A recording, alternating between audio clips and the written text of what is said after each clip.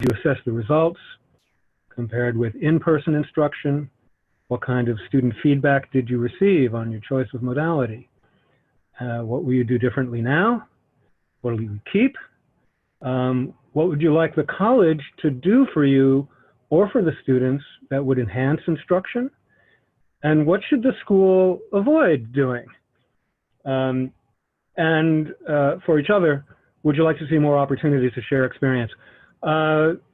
If you read the little blurb about this, we've been advised, we've been instructed, we've been told all kinds of modalities and suggestions. So this is really an opportunity for us to share our own experiences. But I want to frame it, it's only around 2:04. I want to frame it with this email from a student. The student was not a student of mine last semester. She was a student of mine last year. So her comments are not specific to me.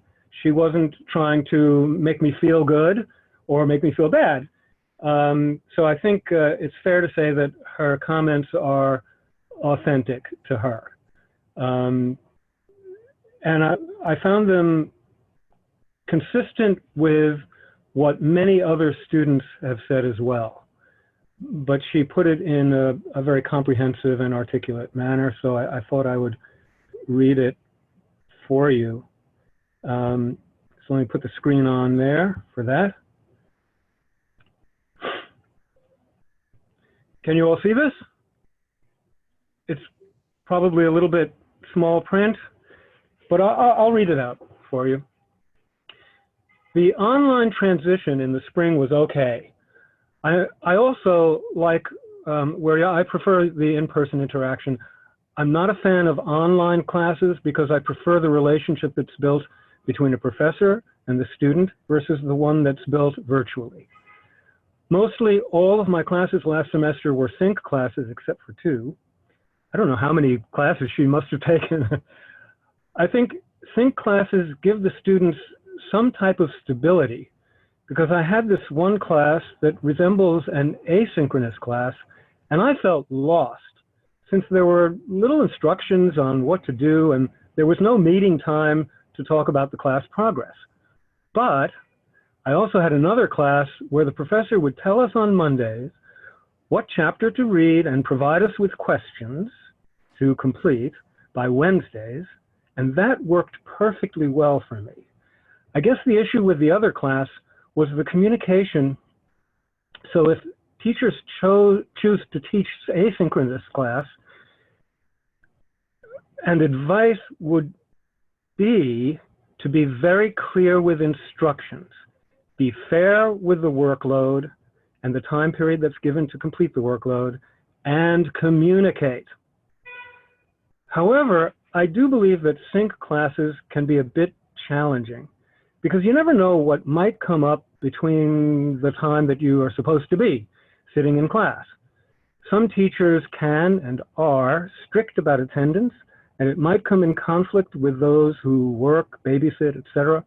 I honestly prefer sync classes where it's not as demanding, mixed, I'm sorry.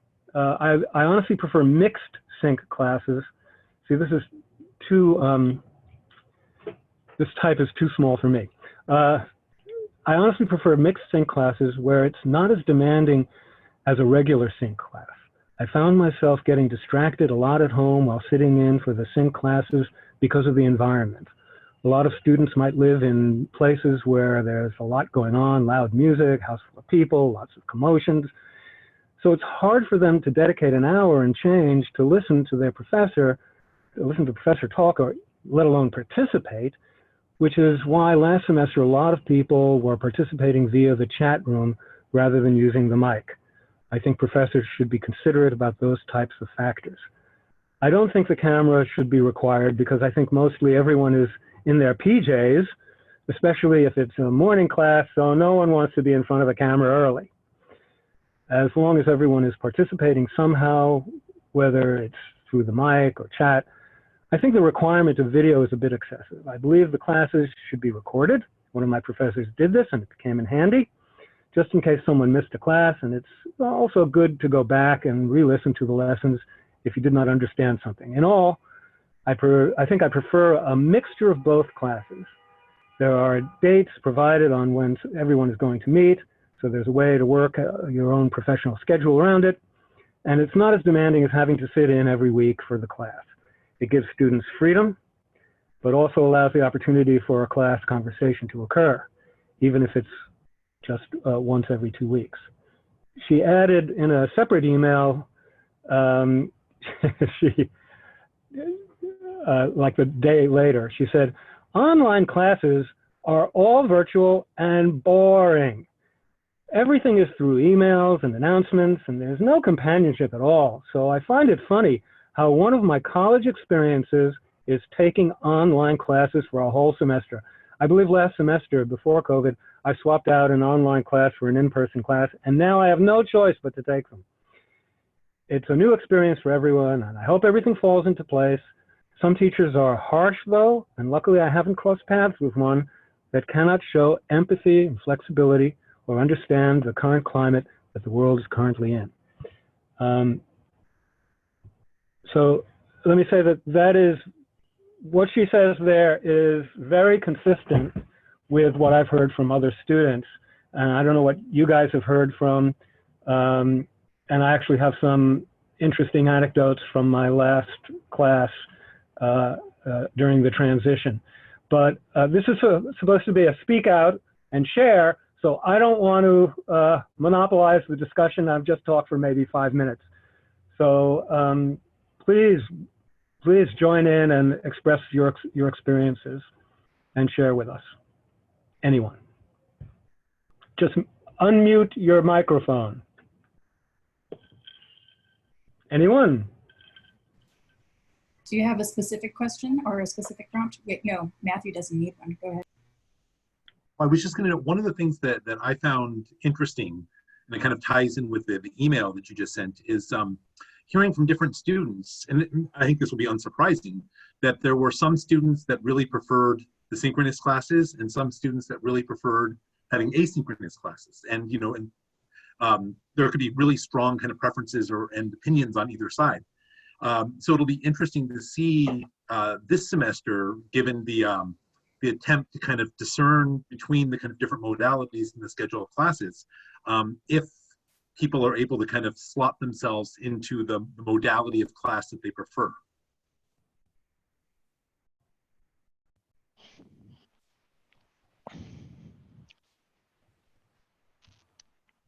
Other comments about that? I'll throw something in from my experience. I moved everything mostly to synchronous on Zoom. But what I found, because I've spent a good deal of time speaking with all of my students. When this pandemic hit, I actually sent a survey to each student with a list of questions, ranging from do you have what you need at home to do you foresee problems finishing your work? And the one thing I heard from all students is whether they preferred asynchronous or synchronous, they all appreciated a bit of humanity or understanding within the classroom. I've gotten several complaints from students that their other professors were being very strict and not making any exemptions or exceptions from deadlines. I spoke with several professors and several adjuncts who thought that being lax during this time would be bad for students, and students needed strict deadlines and strict structure. But if there's one thing I learned is that letting the students know that you are there for them to help them through these very unusual times, and then being highly understanding when it comes to things like assignments and deadlines was critical for student success and for students doing well. I even went as far as directly telling students, you know, originally we were just dealing with a pandemic. Then we were dealing with civil rights issues and a pandemic. And I even went as far as telling my students, listen, If you want to go and peacefully protest and it's going to interfere with your coursework, please let me know. If you're a police officer that has to work overtime and it's going to interfere with your coursework, please let me know. I support both sides equally, as long as you're responsible. And I found that giving that level of humanity to my students was really critical, and they appreciated it a lot.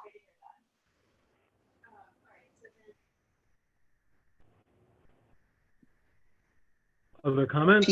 Yeah, let me just add on to what Adam said about the importance of being flexible, particularly at these times. I had the experience in the spring, since I had assigned to actually 2 of my classes teamwork, where students basically had to collaborate with each other to produce either a PowerPoint or a video that addressed some issues on science and climate change. I found out that though I basically grouped the students together basically by alphabetical order, some of the groups that I did create, they didn't have basically the dynamics that I wanted them to have. Some students basically were not, they were not able to collaborate well with each other, given that some of them have had completely different schedules than the others had because of different professional occupations. So I basically had to do some rearranging of the groups, actually at the request of students who said, look, professor, I can't work with the people you assign me with, because there's no way we can connect given our different schedules. So as a result of that, I learned that it's important to be as flexible as we can, given that students basically are facing challenges not only within within academia, but also in their professional and sometimes personal lives. And we have to be responsive and receptive to that.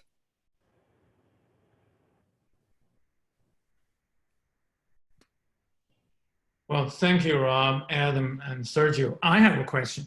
Have you noticed any difference in preference of modality between different student population, freshman towards senior or junior? My students are mostly upper class, Okay. junior and senior. Okay. So I can't address that. I wonder if anyone else can address that.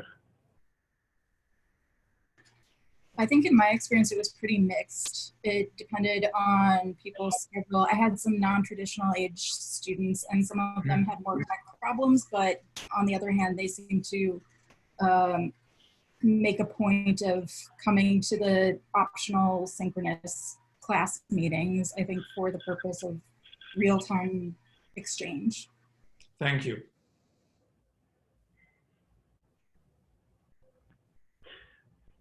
So let me contribute my anecdote.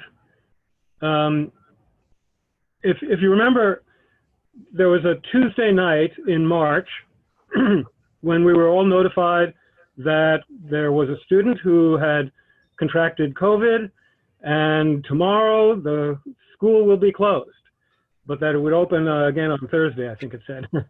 And when I saw that, I teach on Wednesdays, I thought, well, I don't know how to do a synchronous classroom. I better learn real fast so that I can teach tomorrow. And it wasn't hard to figure it out. And I emailed my students. I think there were like a flurry of like 3 different emails, how to do it, what bugs you might encounter, what to expect. And the next day I taught 3 classes. And then after the 3 classes, I looked at my email and discovered that I wasn't supposed to teach anything. The school was supposed to be closed. That meant no teaching.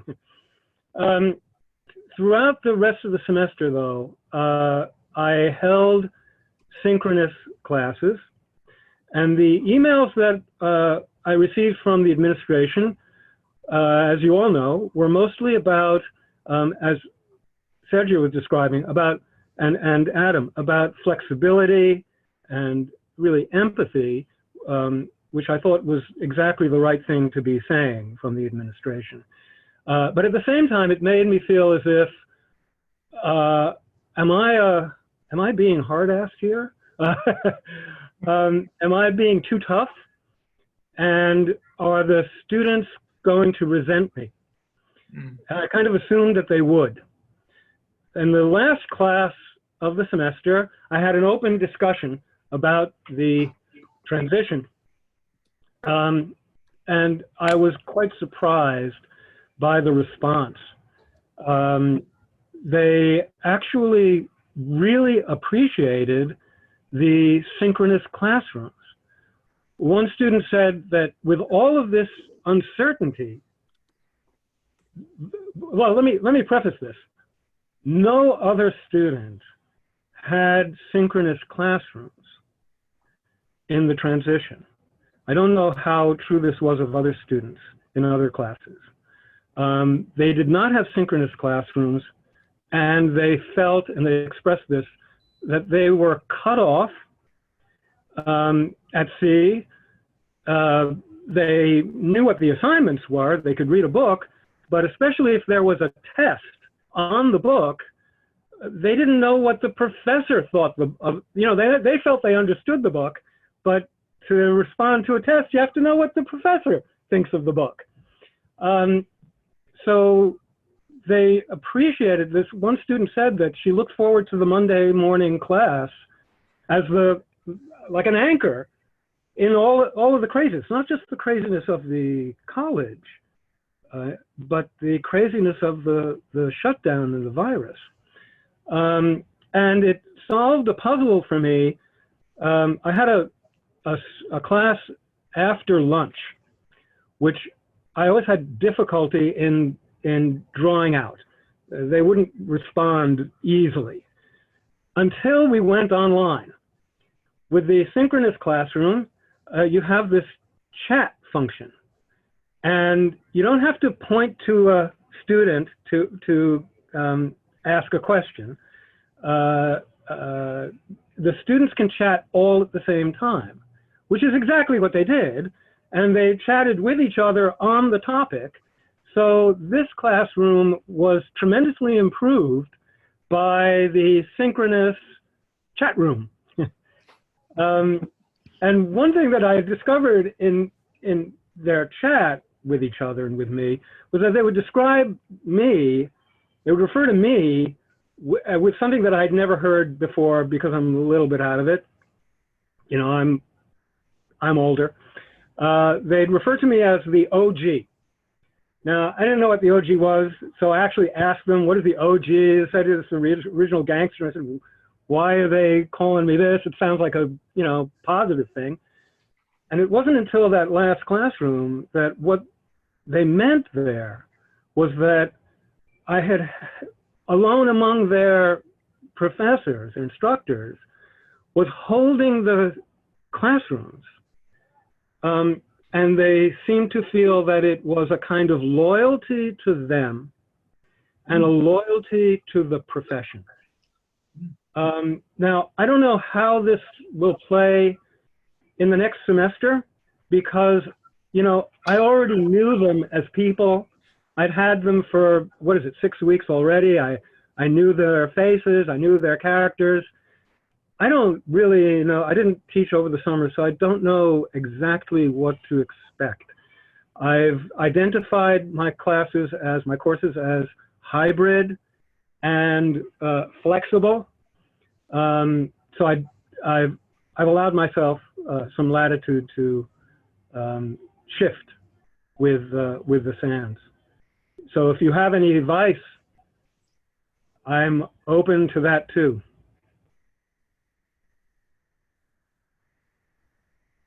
Sergio, unmute yourself. I mean, I do have a suggestion, Rob, and this is also a concern for me because I'm a very visual type of person. So when I was in the classroom, I usually rely on people's facial expressions to basically read, read basically their, well, yeah, kind of read their emotions and their minds. So when I see puzzlement or frustration about a certain point, I can, I used to be able, just by looking at the faces, to go over again a point that was particularly difficult, or raise a question to a specific student that seemed to be struggling with a certain issue, or even crack a joke, because sometimes I saw that the atmosphere of the classroom basically required that everybody just had a laugh. And I was able to tell that from the faces. Now on Zoom, that's actually far more difficult, since a number of our students are not sometimes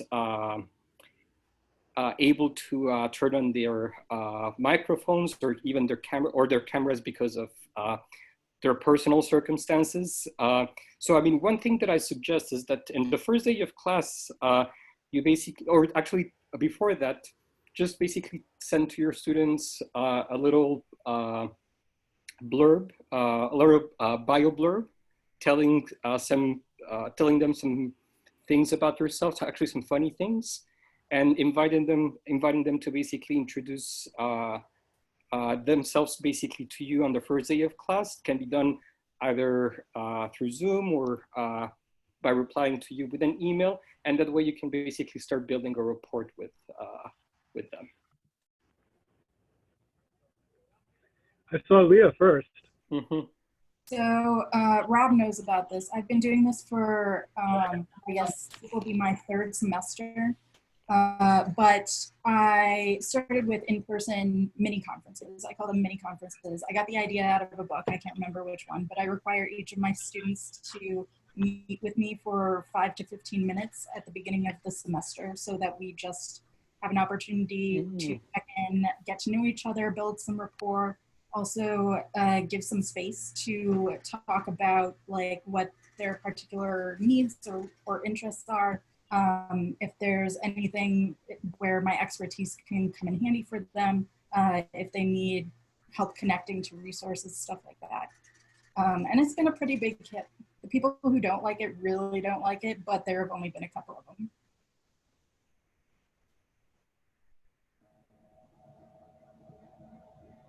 What?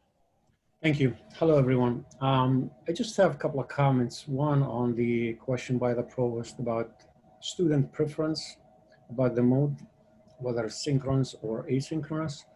What I found from teaching both math and computer science courses, math students, they prefer actually synchronous classes, because it's really kind of impossible for them, especially for Calc 1 and below classes. It's impossible for them to study on their own. So they really like the synchronous mode, and they engage, and they actually do very well when you give this class in this mode.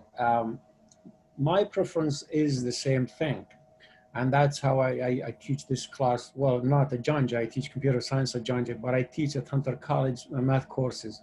So I picked my class to be in synchronous mode because I found students, they engage more and they actually benefit more, and they do very well. At least I have 10 A's in my class over the summer session, and it's very short session. I taught also in the spring, and it was the same result. So students, they actually more engaged in the classroom. Another thing, for the computer science, I think because I teach senior level and graduate level courses, I think for the graduate level, it really doesn't matter, but I think they prefer asynchronous because they're all full-time, actually, they work.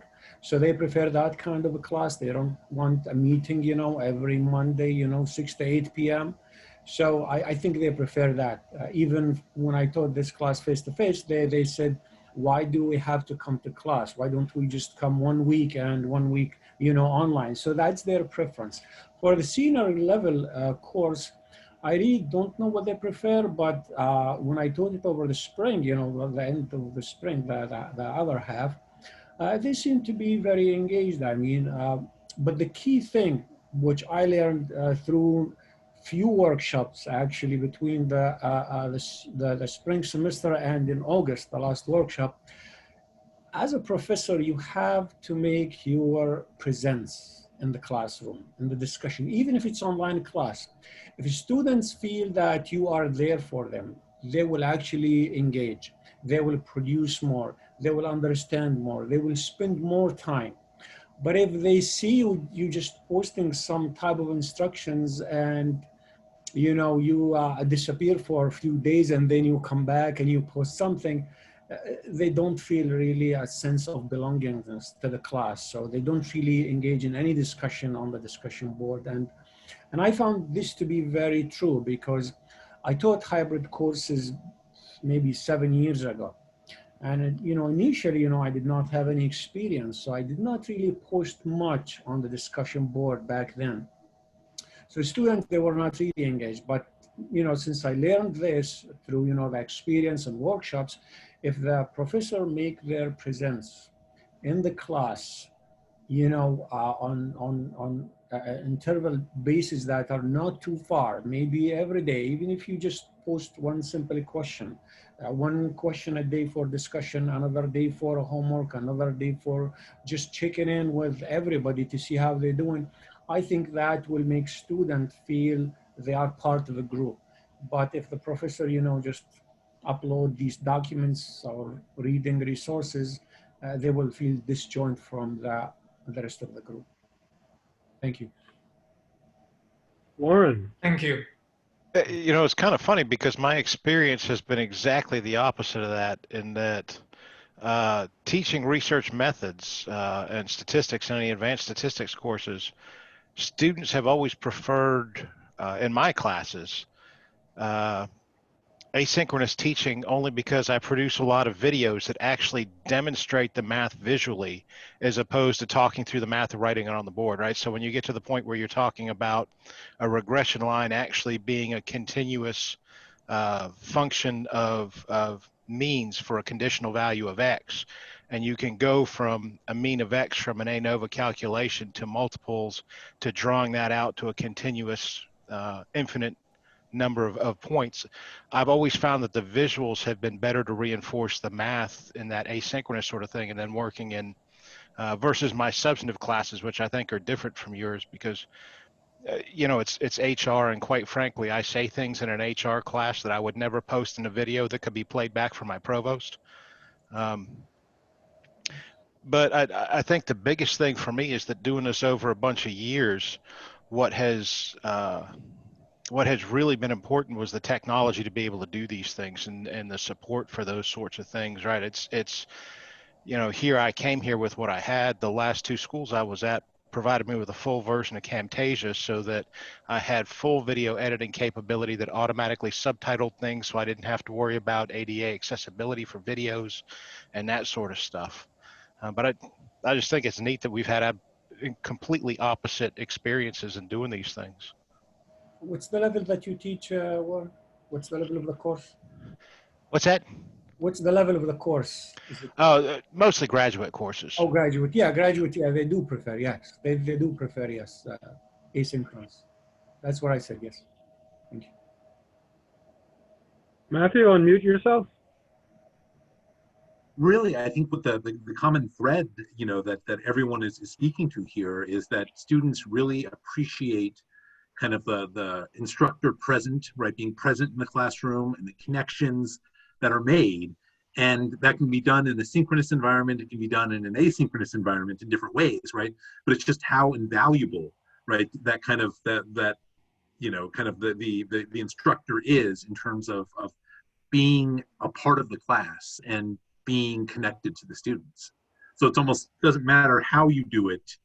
It matters more that you do it, right? And that you do it well. Patrice, could you unmute yourself? Yes, hi everyone. I am new to John Jay, and I'm obviously new to this way of teaching. And so I'm going to be teaching an asynchronous and a synchronous class. And I really am listening and hearing about communication. And You know, I think one of the things I put into my opening note as an announcement in Blackboard, hopefully everybody got it because I'm still challenged, but you know, I asked everybody to get a Zoom account and kind of, you know, email me like a calendar invite to make, you know, an appointment if they need to reach out to me.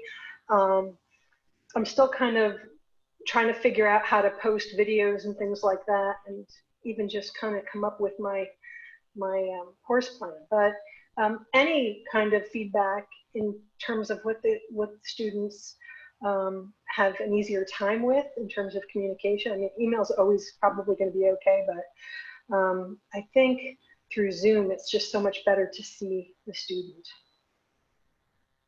Any thoughts? Adam, would you unmute yourself? Adam? Yep. So I have an answer to one of Rob's earlier questions, and then an answer to one of Patrice's follow-ups. Rob, I did teach over the summer. I taught 2 summer sections of a graduate course, and I made some modifications to my normal teaching. I spent a significant portion of the first class in Zoom. It was a hybrid. It was an 8-week session in which we met 4 times in Zoom, and the other 4 weeks were online. And I think it was very successful to do that. I say 8 weeks, but realistically it was 9 because I gave the students an extra week because some of them were feeling very stressed. So I actually extended the class for a week, which meant I had to submit my grades manually. But I spent a majority of the first class letting the students ask questions and discussing with them how we would empathetically move our way through the semester, acknowledging the difficulties that came up the prior semester, trying to understand where students' challenges were. I had one student who, to this day today, has not left their house since they left John Jay in March. They went home, they've stayed home, they refused to leave their house under any circumstance. That means they only had what they have to work with, and they order groceries on Amazon. And they were very clear to me that they don't plan on leaving their house. And that's very different than the student who's a police officer who goes out of their house every single day and is working a lot of overtime and has a family back at home very worried about them. So I think I spent a lot more time on day 1, very carefully letting the students know I would be there for them through this summer semester, that they could come to me with any problems that they had, and that when things go awry, come to me sooner rather than later so we could figure it out. So that's kind of my answer to the summer, and it was very successful. I'm very happy with the way my summer classes went until I had to submit grades manually. But it was worth it. It was worth all the problems I had. Patrice, following up on one of your first, welcome to our department. I think you're with us now, so welcome. We're really happy to have you on board. I find, let me put it this way, even if I was teaching an asynchronous online class, I would have at least 1 or 2 optional synchronous sessions on Zoom to look my students in the eye and assure them that we're going to make it through this and to hear out their complaints and concerns. I would record part of it, but not another part of it. So I very often do that. I'll let students vent, and then we'll do an official recorded session, and then I'll turn it off and let them vent again. And then I'll email that recorded session out to students who couldn't attend. But I cannot see myself during this pandemic. Even I'm teaching a class which is normally all online. We're having 4 sessions over 15 weeks on Zoom. I want to check in with my students. I want to give them that opportunity. And if they can't make it, that's fine. At least they've had that opportunity. Warren? And then I actually want to shift topics a little bit, but Warren, go ahead. Yeah, I just wanted to jump in there because I have enjoyed some of the conversations today. One of the things that has bothered me all summer long, and it has to do with my position, right, as being a department chair, is that when I decided to make the shift, I taught an asynchronous class, and taught an asynchronous class because I was spending a lot of time reaching out to our faculty, and especially individual faculty, and saying, "Hey, how are you?" And I'm fortunate in that I've got an outstanding set of colleagues in my department. So I had 2 or 3 faculty that quite honestly really didn't do very well. I had a couple faculty who had some serious life-threatening challenges over this. I had some who were horrified they did. And fortunately, I've got enough colleagues that I could give someone else a call and say, "Hey, can you reach out?" Or, "Hey, can we arrange this?" Or, "Hey, what do you think?" But one of the things that I think we are talking about like crazy with our students that we're not talking about, that I've heard in this faculty development day and that I've heard other places, is how we're supporting each other. And one of the things we did do in our department, and it wasn't because of me, it's because I'm in a good department. You know, Adam put on a couple of Zoom sessions for all our adjuncts who had no idea how to use Zoom. We had other folks who stepped up and created things to help out other people. We had a few faculty who actually stepped in and co-taught online. But something that we aren't talking about is how we're supporting the pointy end of the spear at John Jay.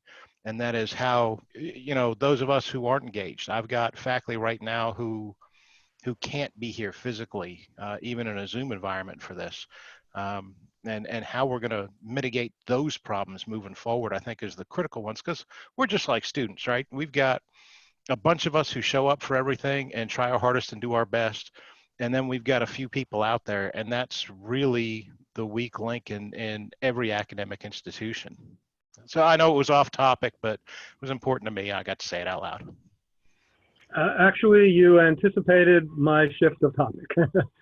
I wanted to make sure that we express what it is we would like the administration to do, what other colleagues, what department chairs would like to do for us, what we can do for each other. And let me just say that I really appreciate that the provost is here, and also Matthew. I think it's really great that you've come to listen to the faculty speaking out. So let me start. I know, I'm pretty sure one thing you would like the administration to do is please make an early decision about instructional modality as soon as possible. So that one I accept. I think, you know, we need to decide early and as early as possible. We didn't actually drag our feet to make a decision. We made the quickest turnaround as soon as Board of Trustees decide to, you know, pass that flexibility policy so campuses can decide on their own. And we did that. However, it was like, you know, just a few weeks before the start of semester.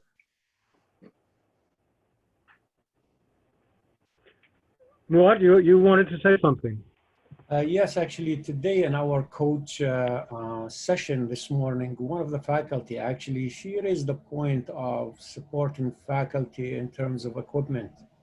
She's teaching now distance learning and online, but she has, it appears to be she doesn't have a laptop, she said, and she has a desktop. So teaching with a desktop online courses or distance learning or even hybrid is really challenging. You know, you can't really do much with just a desktop. So I think part of that is faculty needs some sort of support in that sense, at least to be able to borrow these equipments and, you know, for some times and give them back, or if there is money, which we don't have, I know, you know, they should get, you know, the minimum is a laptop, so they actually can use the tools that are available to teach online. That was my comment. Thank you. Therese, could you unmute yourself? Yes, thank you. Thank you for that comment too, because as a new professor, I'm struggling to learn all of the technology, and I don't have a laptop, and I've been working off of my iPad. And you know, I just thought I couldn't access Blackboard. Come to find out, I could not really see it through my iPad. I had to borrow my daughter's MacBook. So I'm going to be giving that up soon. And I was just wondering, you know, if there's any, will there be any communication from DOIT about, the availability? Otherwise, I'm just going to have to go out and buy one, So. Patrice, the IT continue to manage a loaner program. I think yesterday at the senior leadership meeting or president's cabinet, Mark reported they had made a purchase a few weeks ago, are still waiting. So I'm not sure. I mean, this is very unfortunate. I'm not sure that the laptops will arrive in time for the start of semester. But you should definitely put in a request through the IT website to a loaner laptop. I did. I'm sorry.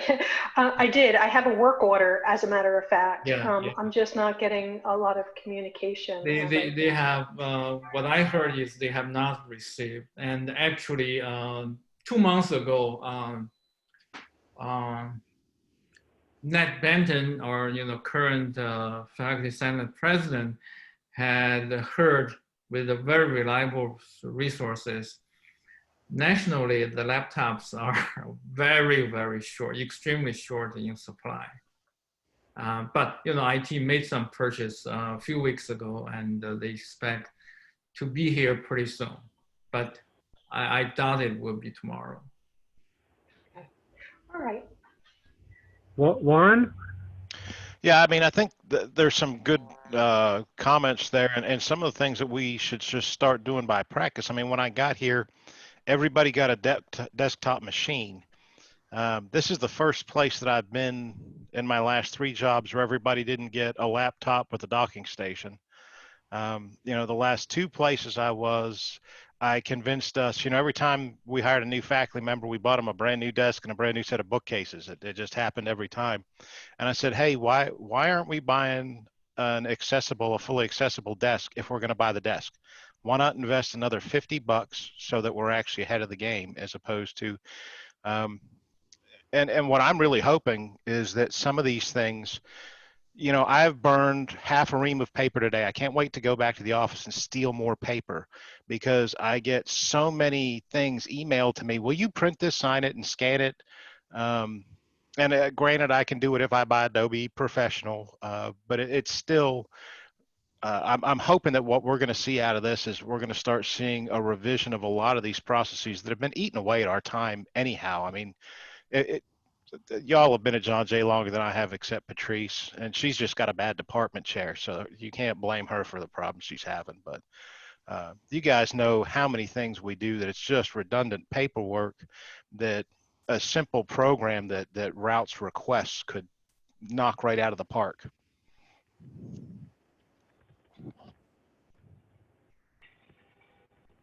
Oh, and before you guys let somebody else talk, why on earth is our online instruction certification course something that has to be done synchronously? If we really believe that asynchronous education works, why is it we can't have a freestanding asynchronous course to teach our adjuncts who onboard every semester how to be proficient online without them having to wait and fill a class where we've got tons of demand? Just throwing that out there. I also want to bring up the issue of students who are now being forced to go online. Right? These are not their choices. So there are a lot of students, certainly during the transition, there were a whole bunch of students who really didn't have, adequate Wi-Fi, or their home environment was completely incompatible with synchronous education, or really any kind of education. They look forward to coming to the school as a refuge from home. I think that's a really serious issue that has to be addressed somehow. I don't know how to address that. I know instructors can help with our flexibility, but I think the school should be able to offer something or other. I'm not quite sure what. I'm not quite sure what the administration has thought about in this. The loan program was really great.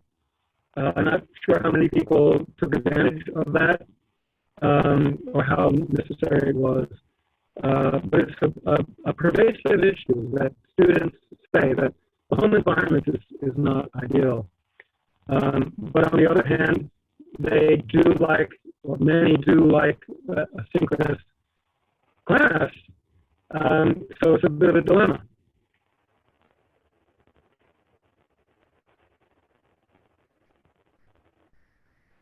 Was that a conversation stopper?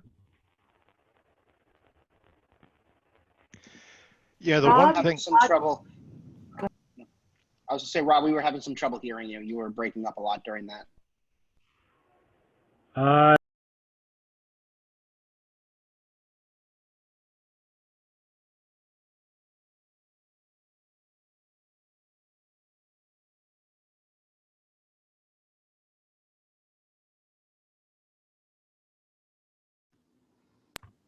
I think we lost you.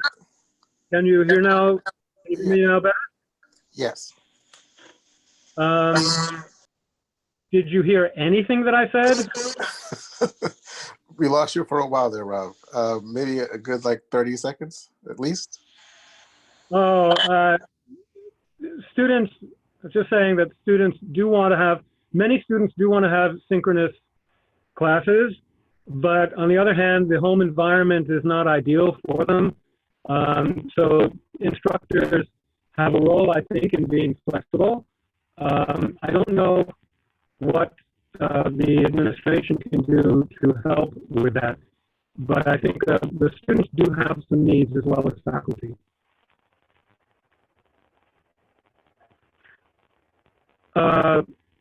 Provost, could you unmute yourself? If I hear correctly, Rob, basically the students have, different life circumstances. We have been asking faculty to be flexible. So the question is, how could administration actually support faculty in meeting the student need? Did I capture that? I was. Yes, that's sort of what the problem is. Yeah. Yeah, I think we actually what I know is from registrar, to provost, to president, we have been constantly communicating the need for students to supporting our students all spring and summer. With that, actually.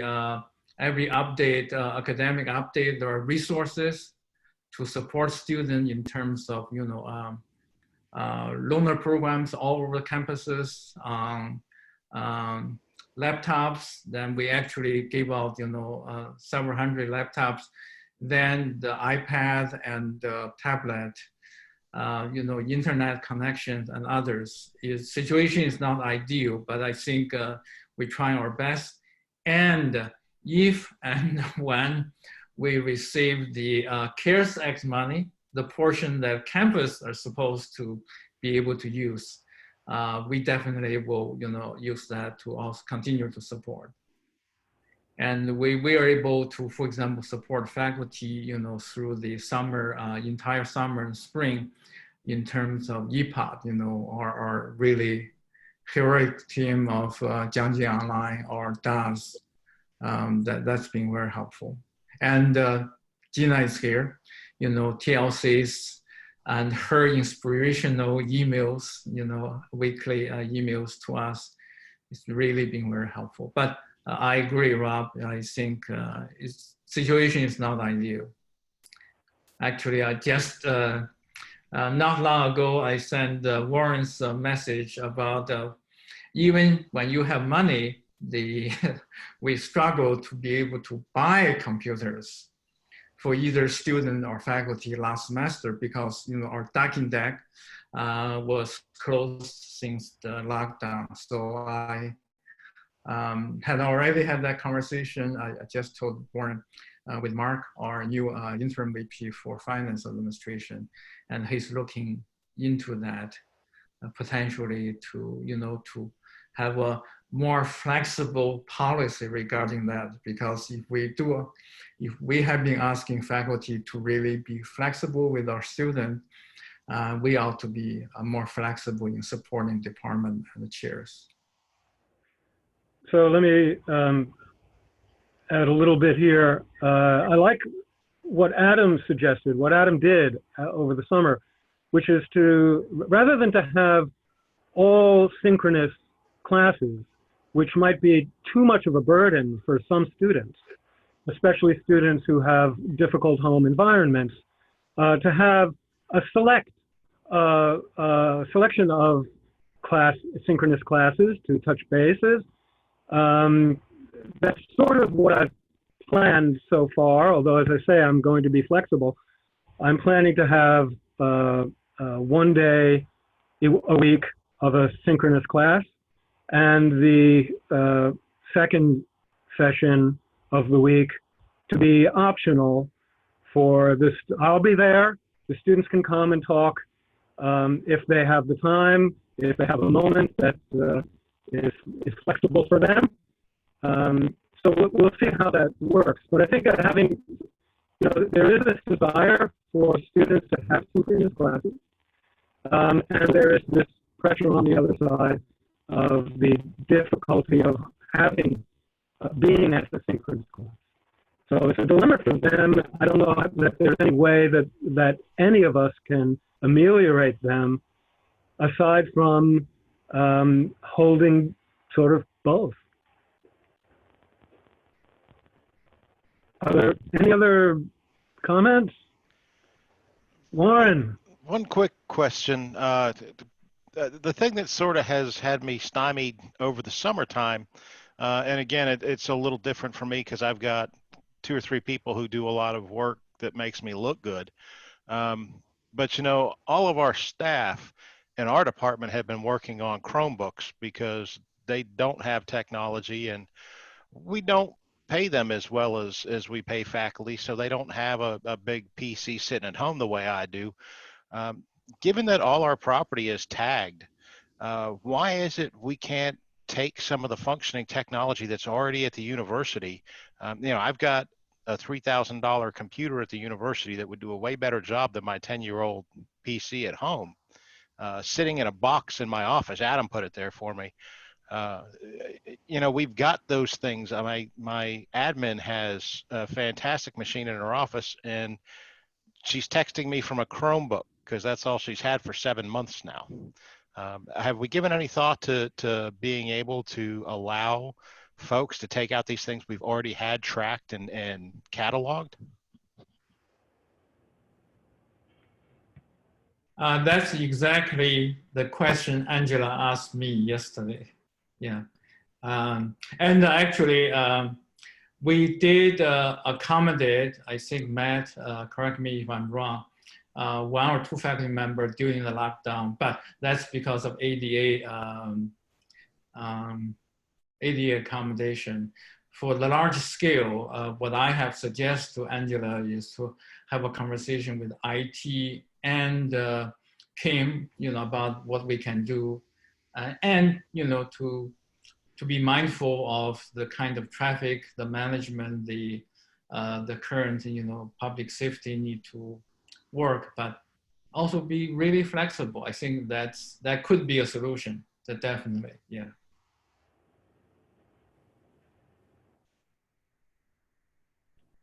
Are there any other questions for the provost? I'm surprised there's no question about budget. Sometimes we just don't want to know. And I have no answer either if you have a question about budget. There's going to be an online discussion all day tomorrow, beginning early, I think around 9 o'clock, with Roger Seingarten doing an evaluation of the CUNY budget. I think it should be quite interesting. He's from the economics department. Okay. I certainly will be attending. It will have a bit of a political agenda, but there should be some interesting statistics as well. Yeah, yeah. I'm sure there will be. Are there any other comments? Anybody want to close us in? Sure. I want to thank you, Rob, for putting yourself out there and volunteering to lead this and get people talking about some very important questions. We really appreciate it. And we hope these kinds of discussions continue and you find ways, all of you, to have them without formal events being necessary. I want to thank, everyone who helped put our day together, and your co-host, Dr. Daryl Wout, who is chair of the psychology department now and has been very active today protecting us and responding to Zoom bombing, as well as facilitating graciously and gracefully. Great to see so many faces here, I know, and some new ones. We've had a really good first try at a virtual conference. Remember, it's a pilot, it's a first try. Yeah. And we apologize for tech issues. You got here. It's been a great day. The content's been incredible in all the sessions I've been. The people are incredible, the connections and community. So thank you for showing up and being you and sharing.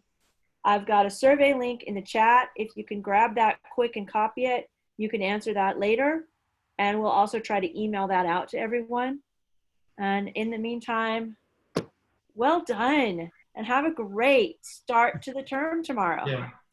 And thank you, Gina. And Rob, you did beautifully. Oh, thank you. Thank you for coming. Yeah, thank It's you. really great. It really says something that you came. Happy fall. And for all of you, yes, thank you. You're all very interesting and useful and helpful. Thanks for all coming. Yeah, take care. Thank you. Have a good week, everybody. You too.